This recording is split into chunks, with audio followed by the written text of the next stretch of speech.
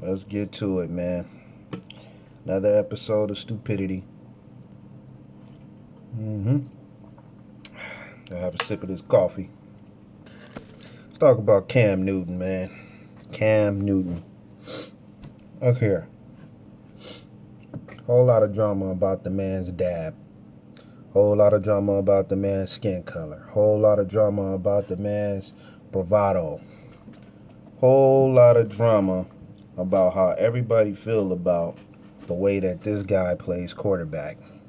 And that's what all of this is really about. That's what it's all boiling down to. Bottom line is this, man. We saw Randall do it. We saw Jeff Blake. Most of y'all don't even know who Jeff Blake is, man. You don't know nothing about football. Go do your research. Jeff Blake, they was mad when Cordell Stewart was out there doing it. They was mad when Michael Vick was doing it. When I say they, man, I mean every hater uh, that came up during a time where it was stated that black quarterbacks weren't intelligent enough to play the game. And this is in every sport. We've heard the black man is unintelligent in a lot of things over the course of years. We've heard the same thing about tennis, heard the same thing about I mean every sport you can think of. It's been said that we couldn't dominate because we weren't intelligent enough. And this doesn't have anything to do with Cam Newton being intelligent or what have you. It's just the fact that, he's in a position to break the mold of the stereotypes, and there's a lot of people upset about that. Same thing in boxing, same thing in basketball, at the point guard slot. Oh, the black guys are not intelligent enough to run the point guard position. Oh, black guys, that's what happened with the Showtime Lakers. Same deal. You know, they're more of a Harlem Globetrotter style basketball team. They're showboaters. They're this, they're that. That's how they got the title. Being the Showtime Lakers.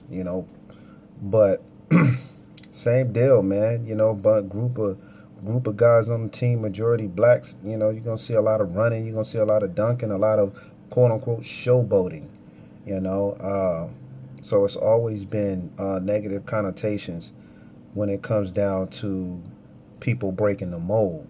Same thing with Floyd getting ready to when he got ready to break the 49-0. Then it was first he would never do it, and then when he finally did it, it was, oh well, Rocky Marciano did it at heavyweight. you know I mean, which is true, but the record is still broken. It was never stated that you had to be a heavyweight in order to break that title. And then it went down into him not being TBE because of his antics outside the ring and all of this stuff. But that's beside the point. It's always anytime somebody is in a position to break the mold of something, you're gonna get this topic of conversation. It's always going to be some means to try to distract you or to try to deter this individual or deter the minds of people that's watching him from thinking the same, from thinking that he is great.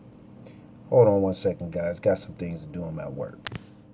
But, it's always been the same routine, man, when it comes down to, these guys dominating in their respective positions, and whenever they get ready to break the mold, we gotta start hearing all of this negativity. The fact is that the guy's young, he's having a good time, he's dabbing, he's dancing, he's hopping around, he's handing balls to the kids.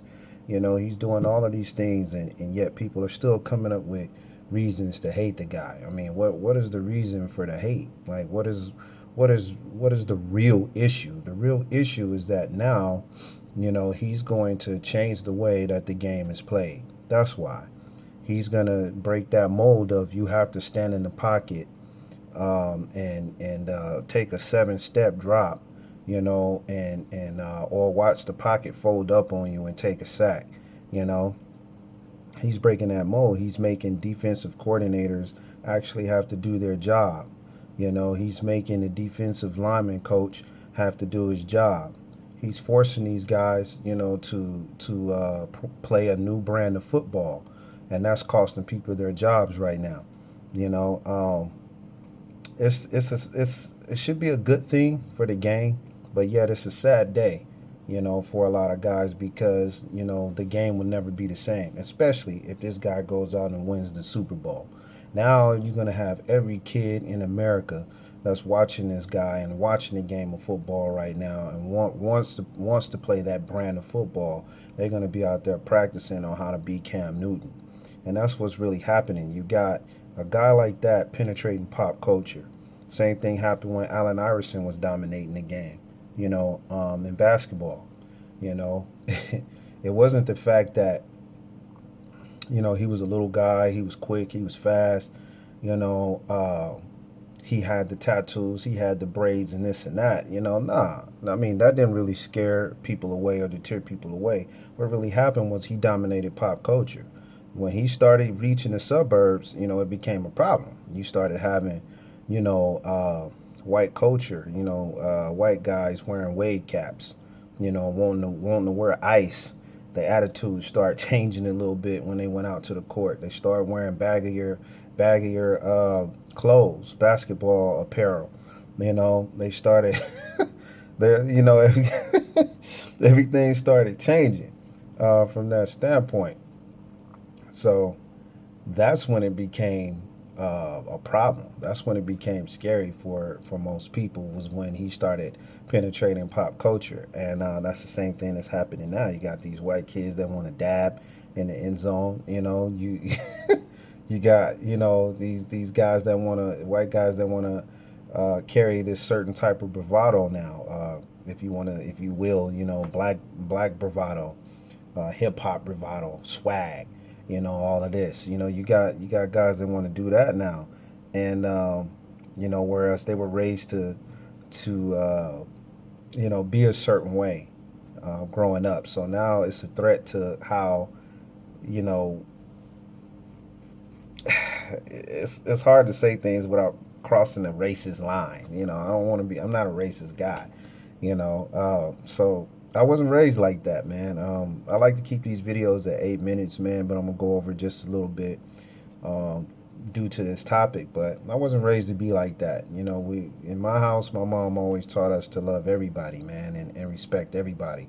We grew up in the suburbs, and it was the same thing for us. Um, when my brothers and sisters and my family grew up in the suburbs, we were we were seen as like